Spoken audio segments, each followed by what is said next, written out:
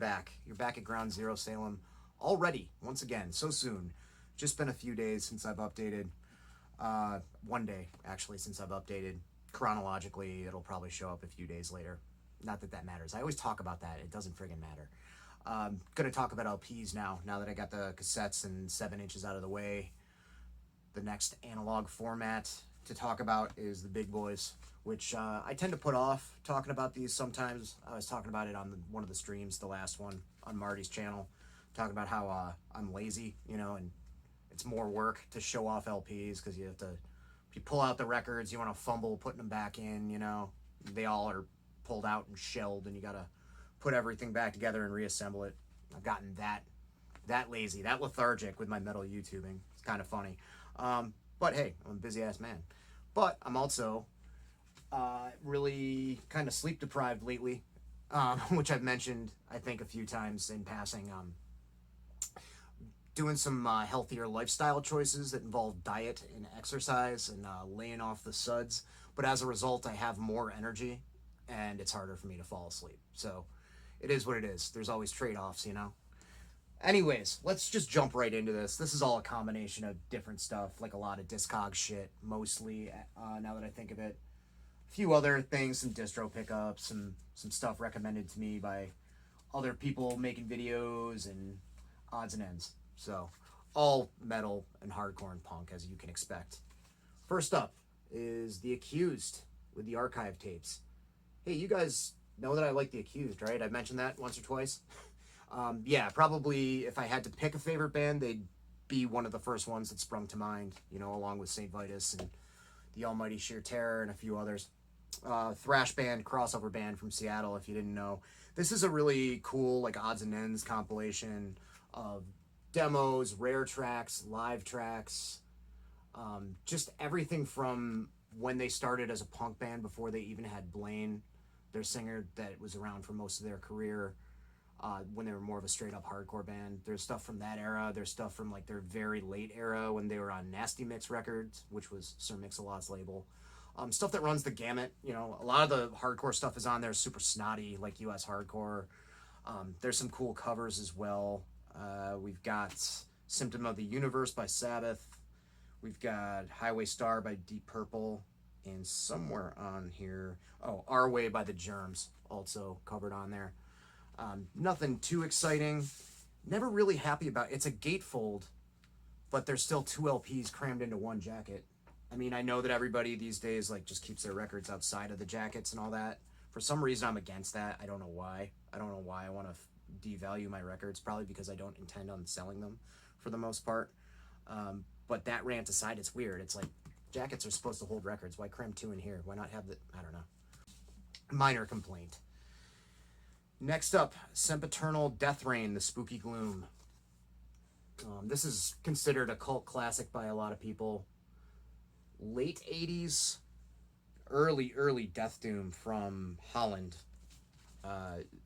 Very unique in sound. I can say that if you like the Paradise Lost demos, if you like early Asphyx, if you like Dream Death, you know, you'll like this more than likely, but it's got a sound unto itself. It's got this very like demo quality, raw boned, like not very layered or thick sounding, just like desperate sort of demo sounding kind of doom death that has a lot of thrash riffing when it's fast, which isn't super often, and just very disparate ringing out heavy chords.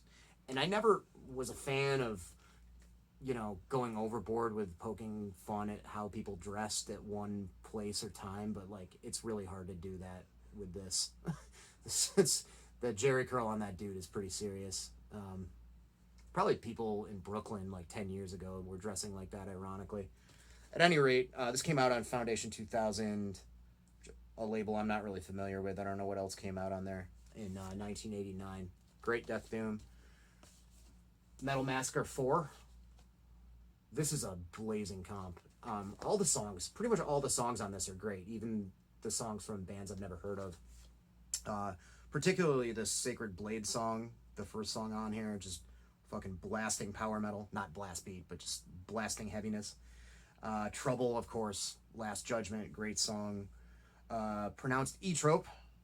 Spelled Zoetrope, the Chicago band there. That's before they were really thrashy, when they were more melodic, kind of traditional heavy metal. This band Warcry, Forbidden Evil. I got to figure out if there's more stuff by them. It's almost as heavy and doomy early on as the Trouble stuff on here, which is great. On the side, the second side, you've got Abattoir, Lizzie Borden, and Medieval are the bands that I've heard of. And then there's also Witch Slayer, August Red Moon, and Thrust. And I mean, the Metal Massacre comps, you know, like they were all like demo level bands for the most part, trying to make it. Brian Slagle was giving them a shot. And a lot of these bands busted out to do a lot more, all of which I mentioned. So one of the better ones of these, I'd say, worth checking out. I bought this from a friend of mine off of Discogs, along with that Noise Records comp I showed off a while ago. This is the Absolut Paranoid Split. Great Sugi cover art there. Came out on Beach Impediment Records 5 years ago. It's a split release with Beach Impediment and Brain Solvent Propaganda, which is a local Boston label that does a lot of D-beat stuff. And Absolut, as you may guess, if you're an anti-C-Mex fan, Absolut does a worship of Swedish D-beat kind of stuff, very heavily influenced by anti-C-Mex, even more so on a more recent 7-inch that Mike Woodford gave me. They're from Canada. They're also from Ontario, like Mike. They're very fucking good. Paranoid are from Sweden and are doing a worship of like noisy, blown out Japanese hardcore. So things get really confusing there. I noticed with like certain types of like international hardcore, it gets to be even crazier than some wings of death metal doing like, hey, we're doing Finnish death metal, but we're from here, or hey, we're doing Swedish death metal, but we're from Guam or whatever. It's even wilder with like Swedish hardcore, Japanese hardcore, Brazilian hardcore. Oh, it's a Swedish band doing a Brazilian sound. It gets really really nerdy, but super good record, great split. Then I finally got some Neil on vinyl, courtesy of Mike Seatown.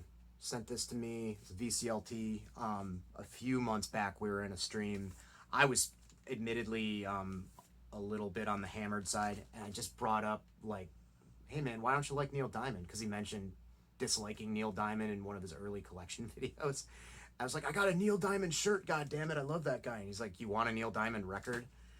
And I replied yes, and a couple months later, it was at my doorstep. But this has got all the hits. You know, it's all the Neil Diamond I need. I'm a Believer. If you didn't know, he wrote the songs for the Monkees, some of them anyway. Red Red Wine, Solitary Man, my favorite, Solitary Man. Oh, right there. Thank the Lord for the Nighttime, Kentucky Woman. Great songs. Is Sweet Caroline not on here? Sweet Caroline is not on here. I'm so sick of that song because of the fucking Red Sox. I'm so glad that's not on here. The other one Mike sent me, Creedence Clearwater Revival. Live at Woodstock. Great live recording of them at Woodstock. This is beautiful gatefold LP. Good. They were a great live band, but it's a pretty raw recording, which I appreciate. I just threw on a couple of songs just to hear what it sounded like. I'm sure I've like seen footage of this at some point on VH1 or something, but I just listened to Bad Moon Rising and Proud Mary. You know, I know overplayed songs, but I never get sick of those songs. It's got a really long, jammed out version of Susie Q on it too, on Fantasy Records. Yeah, it's got that really thick, whatever it is, 3,000 gram vinyl or whatever gimmick that is. But yeah, it sounds great. Awesome stuff from my buddy Mike. Next up, we've got Siamese Twins. This is a self-titled LP. So we've got, this is a 3-piece, 3 members, Liz, Megan, and Jamie. Been doing this project for a while. Liz did live here for a long time. She's been back in Chicago, which is her hometown, for quite a while now, but all 3 of them played in different punk and hardcore bands, and this is more of, I don't know what you would really call it. I mean, it's influenced by new wave and maybe a little bit of death rock, kind of a morose, but yet still poppy kind of sound. Just something a little bit different than the hardcore that they were doing and punk that they were doing. Super catchy, kind of melancholic. Drawing comparisons, I don't listen to enough stuff like this. You know, I like a lot of stuff like New Model Army, I remember Jamie really liking Strawberry Switchblade. It sounds like it's somewhat influenced, but it's not like a worship band or anything like that. Pretty much its own thing. In a weird way, it kind of reminded me a little bit of like mellower Cocteau Twins moments, but again, I'm kind of grasping at straws because I don't listen to a ton of like lush, sad pop kind of stuff like this, but I really like this a lot. I also have the 7-inch on the demo. It's really good stuff. This came out on Eunuch Records, which is, I think, one of the members' imprints. I remember one or two of them were in a power violence band called Eunuch in the mid to late 2000s, so it's got to be one of them running the label and putting this out. Very cool record. Then we got Chubby and the Gang, self-titled LP. Great cover art there. Got that almost art crumb style. Looks like some counterculture 60s kind of shit. Sort of oi rock and roll street rock stuff from Britain on a label called SSR. Comes on a reddish orangish vinyl there. Rock and roll informed punk oi kind of stuff. Very strong, like those bluesy Chuck Berry, I don't know what they're called, hammer-on kind of riffs. The energy is through the fucking roof. You know, some of it almost kind of bears a semblance to like really, really energetic garage or maybe even early Motorhead, but also being kind of like oi at the same time. One of my favorite records this year, actually. Believe it came out early 2020. Maybe it was late 2019. But just this past year or so, fucking, as far as punk rock goes, pretty much the top of the heap for me. Just couldn't stop listening to it when I first got my hands on it. Then this one came out past couple of years. I think 2018. This is Game. Another British band. No One Wins. It's a domestic release on Beach Impediment Records. The vocalist Ola used to come over here all the time for hardcore shows. She also runs Quality Control Records out of the UK that puts out a lot of the UK HC stuff. Game is fast hardcore, slight metal edge, pretty frenzied, strong influence from a fair amount of Japanese hardcore, I'd say. I can hear some Gizm in there. There's also about half the songs on here are in Polish. If I remember right, Ola's like second generation or third generation Polish, and she speaks it, which puts a cool like vocal execution in on a lot of the songs. Like, you know, kind of affects the vocal cadence. It makes it sound really cool. Pretty fucking vicious record. Very good. Like a while ago, I was given the flexi, and I was like, oh, I gotta get the full length. This is fucking awesome.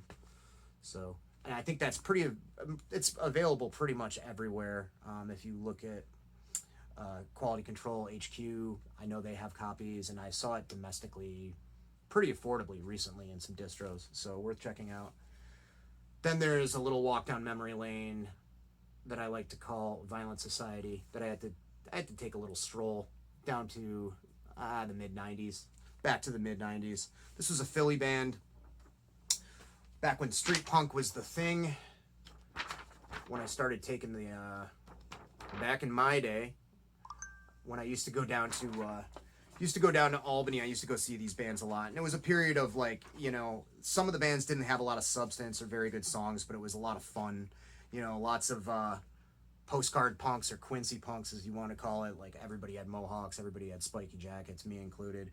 But this band actually like bore a lot of semblances to like US hardcore from the early 80s, as much as they did like the Punk and Disorderly comps or UK 82 stuff. Like, some of their stuff is like pretty ripping, like straight up like Poison Idea level kind of hardcore shit. Snotty, catchy, good fucking band. This is, again, just like a compilation of splits and, you know, comp songs, alternate versions, one of those. Very DIY.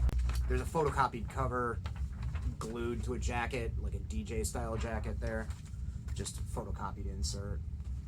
Pretty plain label, nothing worth checking out there. They're a great band.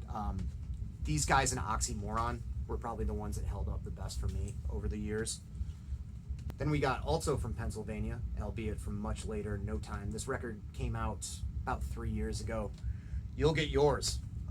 Another ripping kind of street rock, oi record, played by hardcore kids. You know, it has like a certain amount of like hardcore vitriol behind it, but it definitely has that really hooky blues-based riffs. You know, those Chuck Berry kind of riffs, just like a lot of bands do from that genre, from that scene. But fucking vicious, real raw-throated, deep vocals like I like for this kind of stuff. Just like good fuck you political lyrics. I'm all about it. So good. I think they called it a day. It had members of like Blood Pressure, I believe, and like some other notable hardcore bands from that area. PA. Then we've got some Splattered releases. Splattered from New York City. Great reissue label, mostly reissues anyway. Reed Bremer, Reed Wolf from Speed Wolf, and now Overdose. This is Overdrive, a obscure new wave of British heavy metal band that he brought light to, and it fucking kicks ass. I like a lot of new wave of British heavy metal. If you're familiar with this channel, you know I'm pretty picky about it. A lot of the second and third tier bands, I only like a handful of songs, even the bands that people go nuts for. This I really like a lot. Jammed all the way through, really enjoy it. It reminds me of like more of a Motorhead, like bluesy kind of thing, although it's still very like upbeat and energetic. There's less of I don't know, like a triumphant sort of metal vibe to it, like some of the more metal sounding Diamond Head songs or Iron Maiden, for example. And the chorus in this Once in a Dream song, almost, if it was way more slickly produced, it could totally be like an AOR jam to end all AOR jams. It's really good. Reed's doing great work curating all this stuff, you know, releasing it to the masses. Then we've got Deadyn. This is an Italian band. It's called Backstreet Heroes. Great simple layout there. Red sleeve, obviously. Skeleton guy riding a motorcycle. This is more or less Motorhead worship, straight up, but what's cool about it is it's more along the lines of like, you know, like a Nightmare kind of Motorhead stuff, like, or like Iron Horse, that kind of stuff, the more like mid-paced to slow sort of Motorhead shit. So that's cool. You know, you seem to check out bands that like Motorhead a lot, and it tends to be all fast. And this is going kind of in a different direction, and I think that's cool. I appreciate that. This is older. It came out in 1989, just on cassette. It is rawer than Gas Station Sushi. It is very, very like roughly recorded. Same thing with the Overdrive to a certain extent. There's parts where the tape dips out. You know, there's nothing they can do to preserve it or whatever. So it's not for the faint of heart or faint of ear, but the songwriting behind it is worth it, in my opinion. Both those records are just on black, so no need to really show you that. Red center labels. Okay, I lied. The Overdrive is on black. This is on red. What are you gonna do? Good shit. Splattered records. I'll leave a link. Then I got some boots from the Hell's Distro. This Grave boot on Reek of Death Records, Rotting in the Grave. I think this was on a fun color. Yeah, it was on green. Green marble. Horrible recording. I hate to say it, you know. The songs that you can make out are pretty rough, but it's enjoyable enough. You know, I'm familiar enough with Grave's stuff to enjoy it. But there's parts where it just dips out and cuts out, and it like kind of ruins it. But wow, what a cool looking record. Cool to have. You know, fun to have.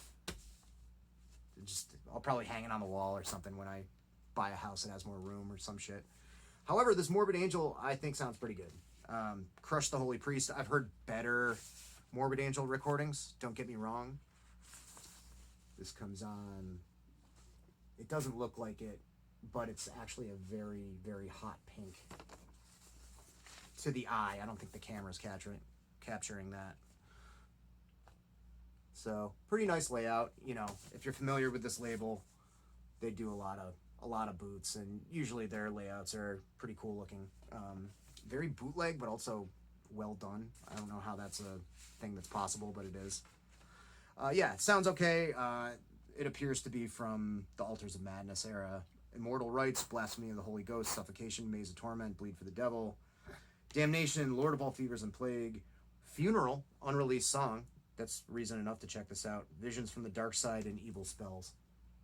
Cool shit. Then we've got 7 Seconds with New Wind. I got this at the beginning of quarantine.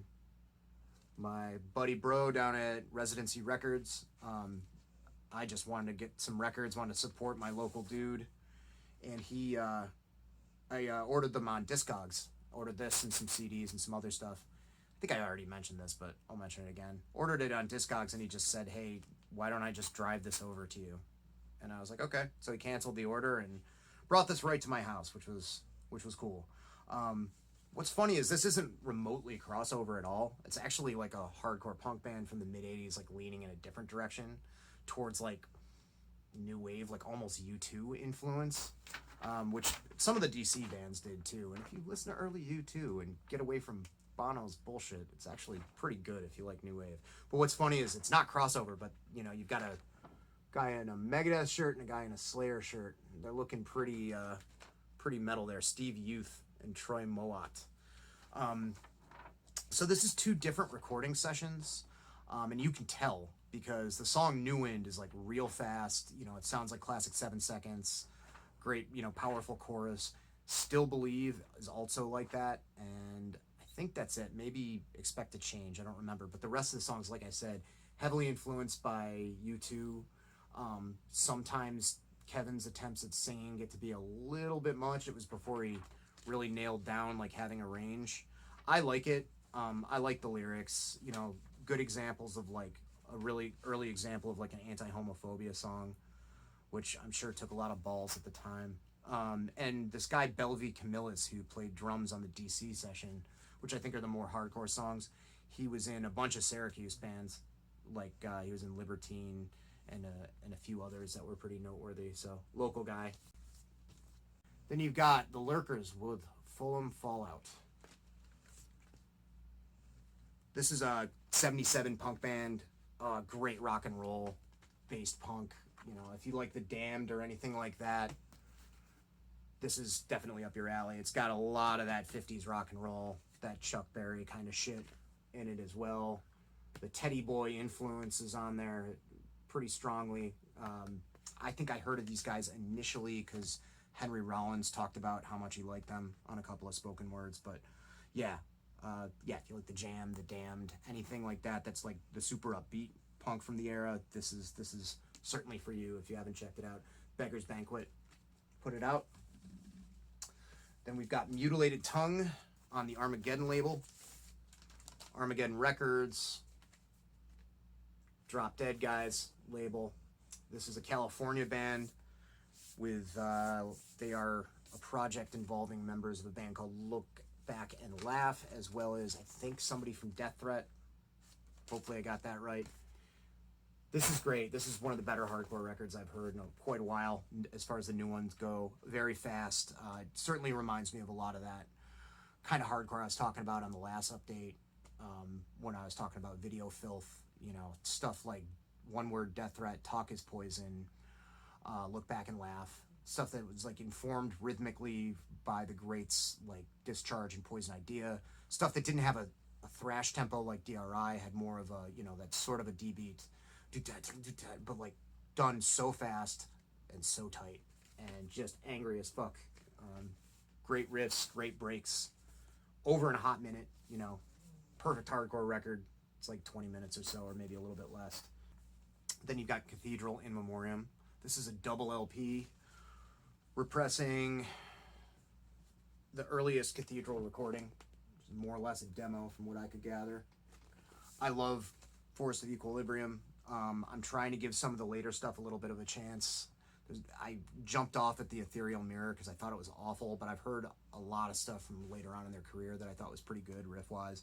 But just nothing is as miserable as this early Cathedral shit. It's just so good. And this is even more punishing and more sludgy than Forest. It's just miserable, dragged out, snail pace, glacial fucking death doom, essentially. The second LP has some live tracks, and the first LP is just the original recording there. This came out on Rise Above, Lee Dorian's imprint. Black vinyl. Then we've got the Repos with Live Munitions on Youth Attack Records. Repos were a hardcore band from Chicago that existed in the 2000s up until the early 2000 teens, I think.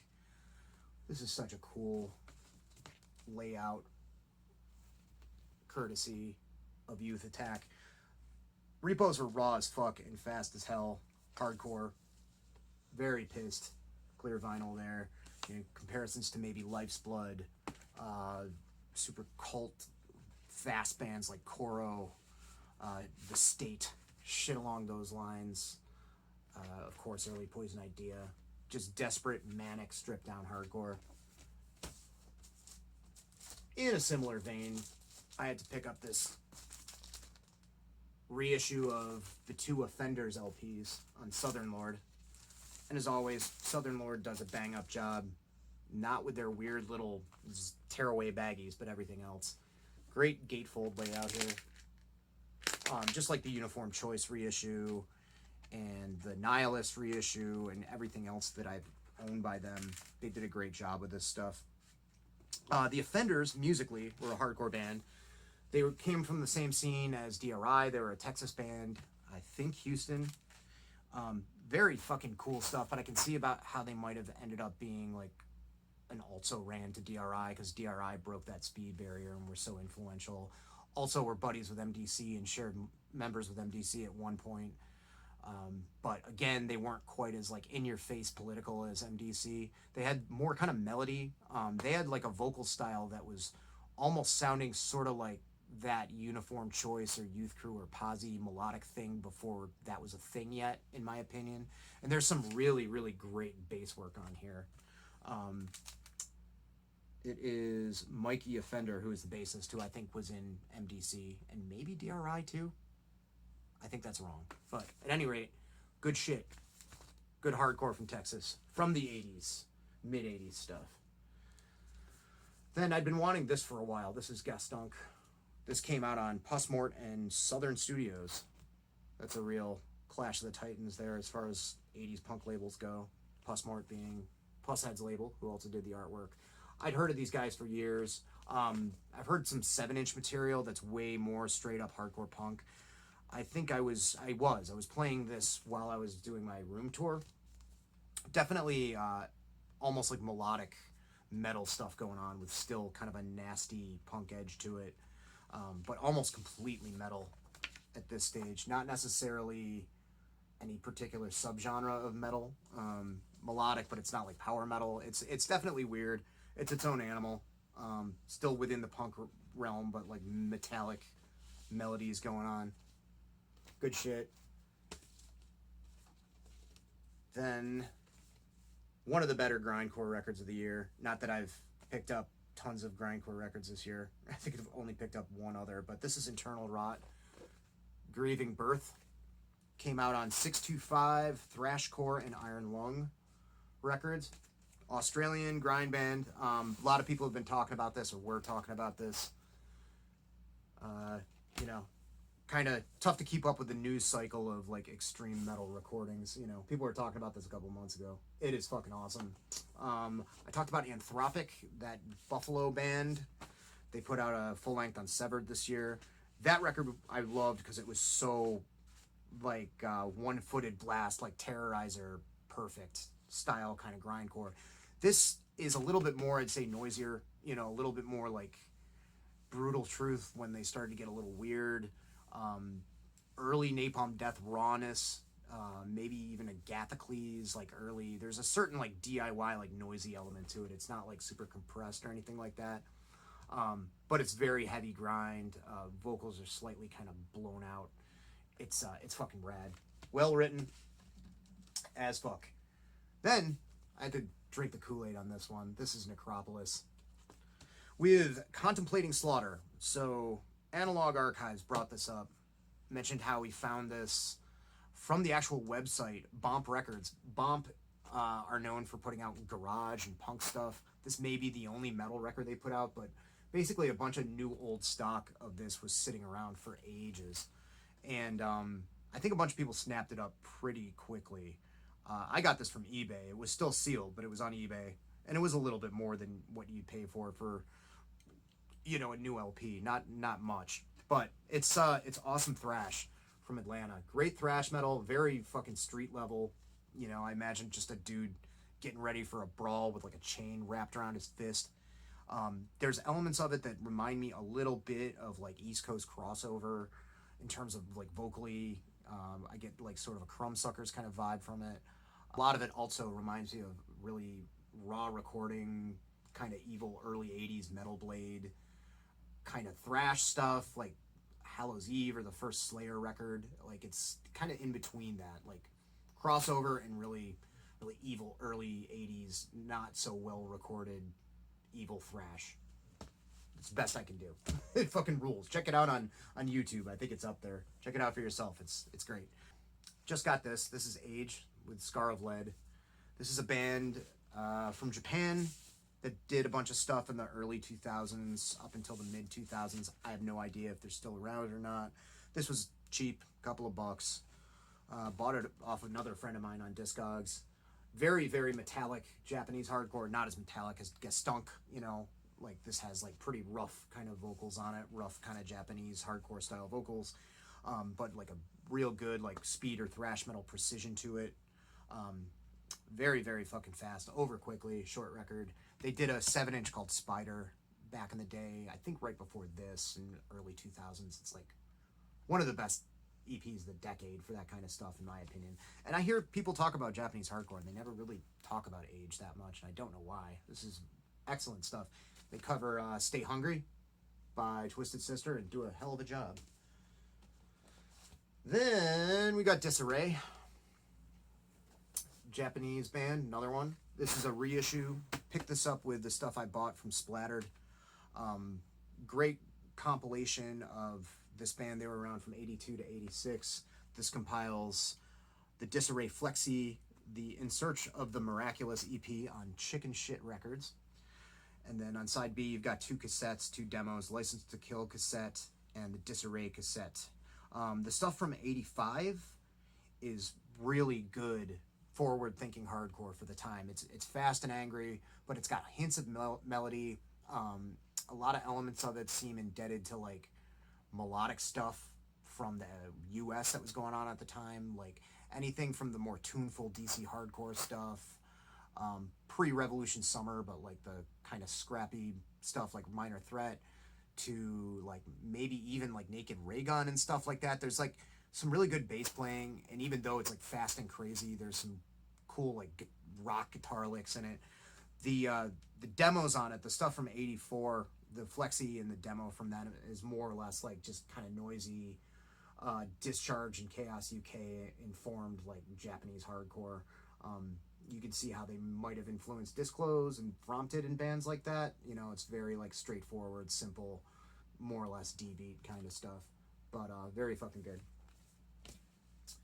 Then, last but not least, we've got Resurrection. I Am Not.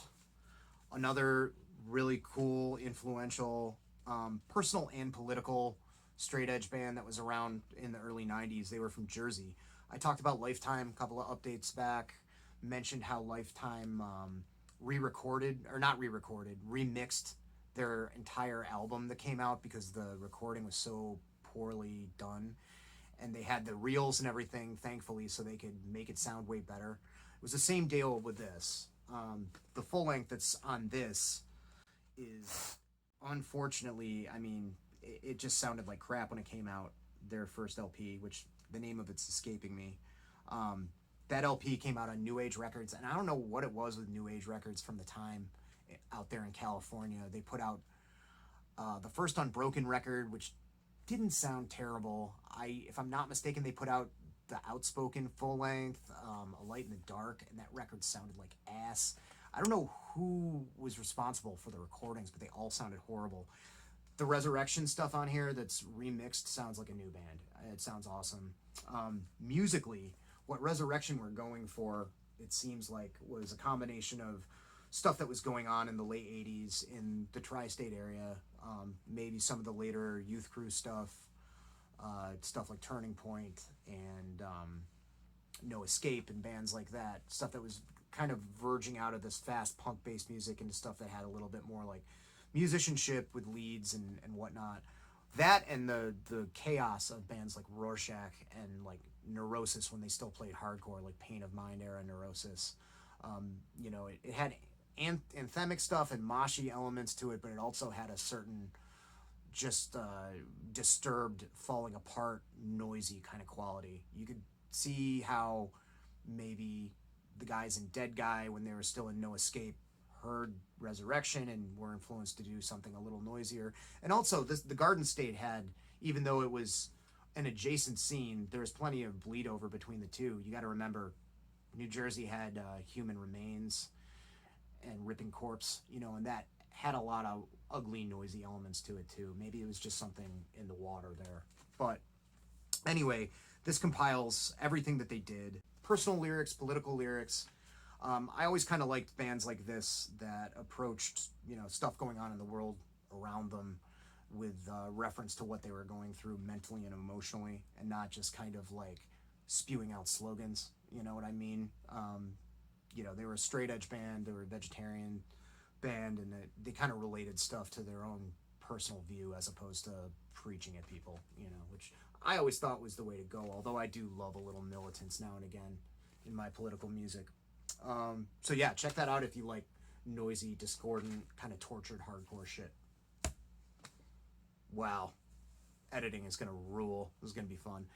That's it for tonight. Everybody enjoy your life. Enjoy your weekend. Keep it real. Take care. Bye.